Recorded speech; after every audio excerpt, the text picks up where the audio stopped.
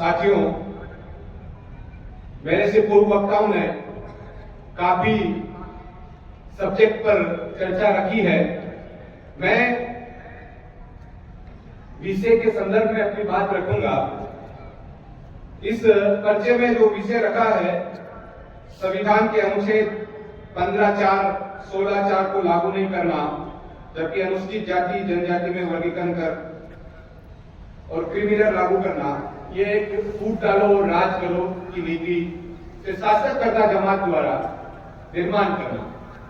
और दूसरा जो सब्जेक्ट है, स्पेशल इकोनॉमिक जोन और एलपीटी, इन दोनों सब्जेक्ट का कहीं ना कहीं आपस में कनेक्शन है। ये जो सिस्टम, हम बहुत सारे वक्ताओं ने यहाँ बहुत ही गहनता से बात रखी, बहुत बारीकी से बात रखी, संविधान को बचाने की बात रखी। संविधान को खत्म करने का षड्यंत्र 26 जनवरी 1950 के बाद ही शुरू हो चुका है। संविधान आज के दिन में इतना छलनी हो चुका है कि हम सिर्फ उसका नाम ले रहे हैं, वरना बचा वहां कुछ भी नहीं है। साथियों, 26 जनवरी 1950 को जब अनुसूचित जाति जनजाति को रिजर्वेशन संविधान में रखा गया, उसी समय तमिलनाडु के एक व्यक्ति ने मद्रास हाईकोर्ट में एक अपील लगाई और उसने कहा कि ये तो आरक्षण अनुसूचित जाति जनजाति को मिलता है, इस अनुसूचित जाति को स्पेशल रिजर्वेशन मिलने से मेरे फ्रीडम को वोलेंस हो रहा है, मेरा फ्रीडम खत्म हो रहा है, ये ऐसे इक्वलिटी नहीं है। और इस बिल को मद्रास हाईकोर्ट में उस व्यक्ति के फेवर में जजमेंट दे दिया। जब ये जजमेंट उस व्यक्ति के फेवर में गया, तो उस समय रामास्वामी पेरियार तमिलनाडु में बहुत ही सक्रिय कार्यकर्ता, समाज सेवक थे। उन्होंने जैसे ये खबर मिलती है तो पूरे तमिलनाडु में वो बहुत बड़ा आंदोलन खड़ा करते हैं।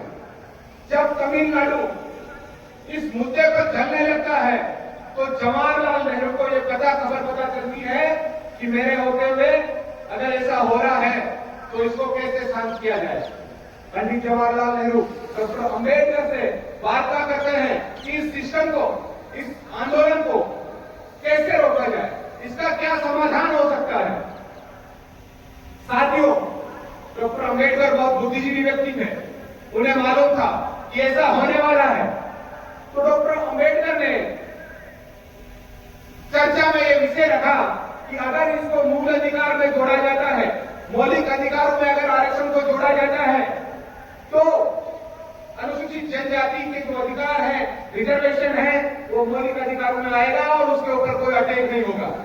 उसके बाद सबसे पहला अमेंडमेंट संविधान में जवाहरलाल नेहरू के दौर में ही हुआ और उसके बाद आर्टिकल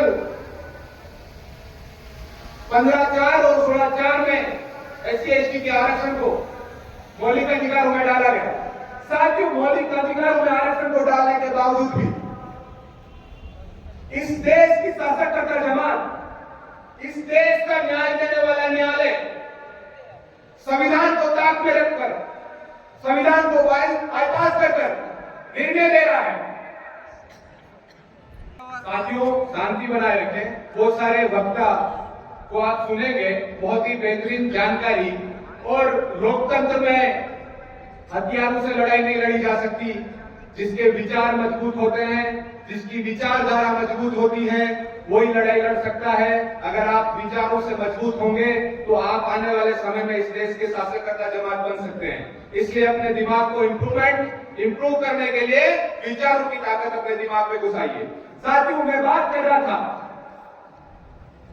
आर्टिकल 15(4) और 16(4) में मौलिक अधिकारों में बाबा साहब ने जब रिजर्वेशन को डाला, उसकी बदौलत आज हमें SC/ST अनुसूचित जाति जनजाति को रिजर्वेशन मौलिक अधिकार के तौर पर मिल रहा है। परंतु वीपी सिंह जी के द्वारा जब इस देश में ओबीसी को आरक्षण दिया जाता है उस आरक्षण की बिल कुछ 32 लोगों के द्वारा, चोटीधारी लोगों के द्वारा सुप्रीम कोर्ट में रिट लगाई जाती है, रोका जाता है, बैरियर पैदा किया जाता है। उस दरमियान सरकार उनकी चली जाती है और उसके बाद जो सरकारें आती है, पीवी नरसिम्हा राव की सरकार जब आती है तो उन्हें ये सब पता होता है कि किस प्रकार से इन लोगों को रिजर्वेशन से बाईपास किया जाना है, कैसे इनके रिजर्वेशन पे बैरिकेड्स लगाने हैं। तो उसी दरमियान पीवी नरसिम्हा राव संविधान तौर पर एलपीजी और एसएजेड जैसे कानून इंप्लीमेंटेशन करने के लिए तैयार होते हैं। उनके द्वारा लिए गए निर्णयों के कारण हमारे जो रिजर्वेशन की जो पॉलिसी है उस पर अटैक हो रहा है। प्राइवेटाइजेशन के कारण इस देश के अंदर सरकारी उपकरणों का निजीकरण किया जा रहा है। सरकारी उपकरणों का निजीकरण होने के बदौलत आज हमारी नौकरियां खत्म हो रही है। हमारा आरक्षण मौलिक अधिकारों में होते हुए भी यूपीएससी जैसे एग्जाम को बाईपास करके लेटर एंट्रीज के माध्यम से आईएएस का रिक्रूटमेंट किया जा रहा है। हमारे सामने ये देखते हुए घटित हो रहा है, ये सारी क्रियाएं हो रही है, पर प्रतिक्रिया में हम लोग बड़े बड़े मन से भाषण कर रहे हैं, लेकिन व्यवस्था को बदलने के लिए वैचारिक रूप से हम तैयार नहीं हो रहे। साथियों, विचारों से हमें अपने आप को तैयार करना होगा। अगर वैचारिक रूप से इस देश की व्यवस्था को परिवर्तन करना है तो अपने आप को आइडियोलॉजिकल बनाना होगा। इस देश में दो तरह की आइडियोलॉजी है, एक मनुवादी, एक मूल निवासी। इस देश में जिनकी जनसंख्या है वो गुलाम है, जिनकी 3.5% जनसंख्या है वो इस देश का शासन करता जमात है। न्यायपालिका ने 16 सितंबर 1999 को एक जजमेंट दिया और अपने जजमेंट में ये कहा कि आरक्षण जो है वो मौलिक अधिकार नहीं है। संविधान में मौलिक अधिकार होते हुए भी न्यायपालिका अगर ऐसा जजमेंट देती है तो आप सोच सकते हैं कि न्यायपालिका भी पॉलिटिक्स के डिपार्टमेंट, पॉलिटिक्स के अंडर प्रेशर में काम कर रही है, यानी कि न्याय भी हमें शुद्ध रूप से नहीं मिल पा रहा। क्यों?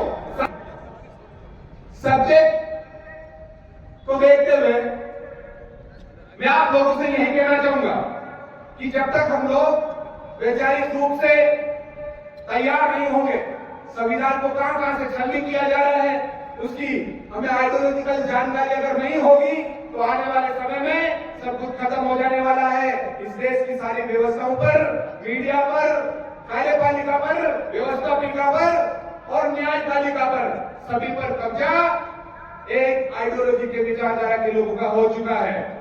और जिसके हाथ में सत्ता और व्यवस्था होती है वही शासक बनता है। हम कहां हैं, हमें ये सोचना होगा, क्या हमारी सत्ता है, क्या हमारी व्यवस्था है।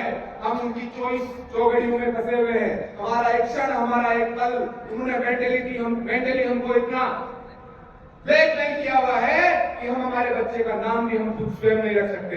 साथियों, मैं ज्यादा समय ना लेते हुए पर्ची मेरे पास पहुंची है, मैं अपना समय आने वाले वक्ताओं को देना चाहता हूं और आप सभी का बहुत बहुत आभार और धन्यवाद ज्ञापित करता हूं कि आपने इस विशाल कार्यक्रम में मुझे बोलने का मौका दिया।